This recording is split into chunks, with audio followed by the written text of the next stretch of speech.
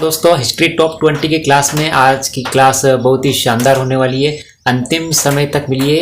अंतिम समय में आपको बहुत ही अच्छी चीज़ मिलने वाली है। पहले से नहीं बताएंगे, पूरी क्लास को देखिए तो अंतिम समय में आपको पता चल जाएगा क्या मिलने वाला है। आज 24 नंबर की क्लास है। आज की शुरुआत करते हैं। क्लास का पहला प्रश्न देखिए आप। पहला प्रश्न बनता है अपने, मार्ले मिंटो को सांप्रदायिक निर्वाचन पद्धति का जन्मदाता कहा जाता है। मार्ले और मिंटो के बारे में अपने कल पढ़ा था। तो मार्ले मिंटो को सांप्रदायिक निर्वाचन पद्धति, सांप्रदायिक का मतलब होता है धर्म के आधार पे निर्वाचन यानी मत देने का जन्मदाता कहा जाता है। यानी भारतीय परिषद अधिनियम 1909 या मार्ले मिंटो सुधार अधिनियम द्वारा मुसलमानों के लिए अलग पृथक मताधिकार और हिंदुओं के लिए पृथक निर्वाचन मताधिकार की स्थापना की गई। यानी ये सांप्रदायिक निर्वाचन यानी धर्म के आधार पर अलग अलग जिस क्षेत्र में जिस धर्म के लोग अधिक रहते हैं उनको वहां पे निर्वाचन का अधिकार अलग दिया गया, और जहाँ पे जिस क्षेत्र में जिस धर्म के लोग अलग रहते हैं या अधिक रहते हैं वहां पे निर्वाचन का अधिकार अलग दिया गया। तो सांप्रदायिक आधार पूछा आपको, सांप्रदायिक आधार पर निर्वाचन का अधिकार कब दिया गया? तो ये 1909 में दिया गया। किस अधिनियम के द्वारा? ये दिया गया मार्ले मिंटो अधिनियम और भारत परिषद अधिनियम 1909 या मार्ले मिंटो सुधार अधिनियम के द्वारा पृथक मुसलमानों के लिए पृथक मताधिकार और पृथक निर्वाचन क्षेत्रों की स्थापना की गई। यानी अलग से वोट कर सकते हैं और निर्वाचन यानी अपना प्रतिनिधि चुन सकते हैं। अगला प्रश्न था 1909 का भारत सरकार अधिनियम द्वारा प्रांतों में द्वैध शासन या दोहरा शासन व्यवस्था लागू की गई। तो आपके प्रश्न बनता है कि द्वैध शासन या दोहरा शासन की व्यवस्था कब लागू की गई? तो 1909 में की गई और भारत सरकार अधिनियम के द्वारा लागू की गई। द्वैध शासन का मतलब होता है दोहरा, यानी राज्यों में अलग शासन और संघ में यानी क्षेत्र में सेंट्रल लेवल पे अलग शासन। अगला बनता है 1909 के अधिनियम को द्वैध दोहरा शासन या मॉन्टेग्यू चेम्सफोर्ड सुधार के नाम से भी जाना जाता है। तो इसके तीन प्रश्न बनते हैं। 1909 के अधिनियम को किस नाम से जाना जाता है? द्वैध या दोहरा शासन के नाम से जाना जाता है। इसके अलावा 1919 के अधिनियम को मॉन्टेग्यू चेम्सफोर्ड सुधार के नाम से भी जाना जाता है।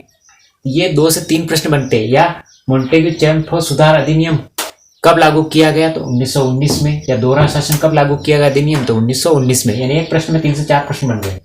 अगला प्रश्न बनता है 1935 का भारत शासन अधिनियम द्वारा भारत में सर्वप्रथम संघात्मक सरकार की स्थापना की गई। यानी 1935 का जो सबसे महत्वपूर्ण अधिनियम है 1935 का है। 1935 का भारत शासन अधिनियम के द्वारा भारत में सर्वप्रथम संघात्मक में यानी सेंट्रल लेवल पे देश के अंदर संघ की व्यवस्था की गई। यानी जो अंतिम जो न्यायालय होगा वो संघ का निर्णय होगा। यानी छोटे मोटे राज्यों से सबसे ऊपर नियंत्रण, राज्यों के ऊपर नियंत्रण करने का काम किसका होगा? संघ का, यानी सेंट्रल गवर्नमेंट का स्थापना की गई। प्रांतों में द्वैध शासन को समाप्त कर दिया गया। जो प्रांतों में द्वैध शासन कब लागू किया गया था? हमने पहले ही पढ़ा 1919 का जो दे रखा है ये मॉन्टेग्यू चेम्सफोर्ड सुधार, इसमें द्वैध शासन लागू किया गया 1919 में और 1935 में इसको समाप्त कर दिया गया। 1935 में आपका प्रश्न बनता है कि 1935 में द्वैध शासन को ये समाप्त कर दिया गया। इसके अलावा केंद्र में द्वैध शासन लागू किया गया। 2 से 3 प्रश्न बनते हैं। द्वैध शासन को समाप्त कब कर दिया गया? 1935 के अधिनियम द्वारा। और केंद्र में द्वैध शासन को कब लागू किया गया? तो 1935 के अधिनियम के द्वारा। अगला प्रश्न बनता है 1935 के अधिनियम के तहत बर्मा, जिसको वर्तमान में बोलते हैं म्यांमार, को भारत से पृथक कर दिया गया। यानी ये भारत के अंदर ही था बर्मा, और बर्मा को भारत से अलग कर दिया गया था। किस अधिनियम के द्वारा भारत को अलग कर दिया और कब किया गया? तो 1935 के अधिनियम के द्वारा बर्मा को यानी म्यांमार को भारत से पृथक यानी अलग कर दिया गया, एक नए देश का दर्जा दिया गया। अगला प्रश्न बनता है 1854 के चार्ल्स वुड के डिस्पैच को भारतीय शिक्षा का मैग्ना कार्टा कहा जाता है। यानी 1854 में चार्ल्स वुड जो अंग्रेज अधिकारी हुए थे उनके डिस्पैच, उन्होंने कुछ चीजें लिखी थी, कुछ उन्होंने निर्देश दिए थे, उनको भारतीय शिक्षा का मैग्ना कार्टा कहा जाता है। मैग्ना कार्टा का मतलब होता है जो प्राथमिक शिक्षा होती है वो अपनी साधारण भाषा में या दी जाती है, लेकिन उच्च स्तर की शिक्षा जो थी वो अंग्रेजी माध्यम में होती थी।